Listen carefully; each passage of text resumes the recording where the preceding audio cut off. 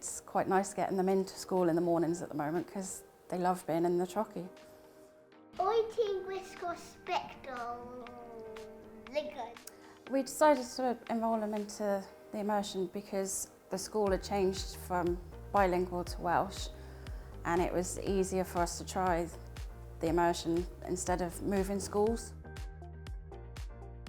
It's important for them to learn it because we're living in Wales and it's nice to keep the tradition going, but obviously to stay with their friends in the school and stay where we're living, but to just mix with everybody else.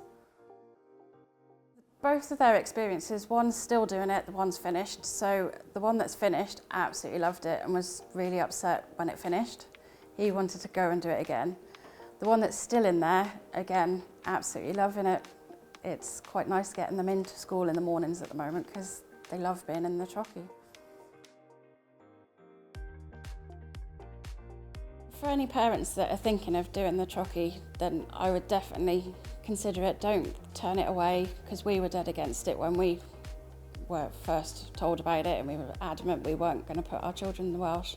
But it's the best thing we've done, and we wish the older kids would have done it as well. For more information, search for Destination Bilingual.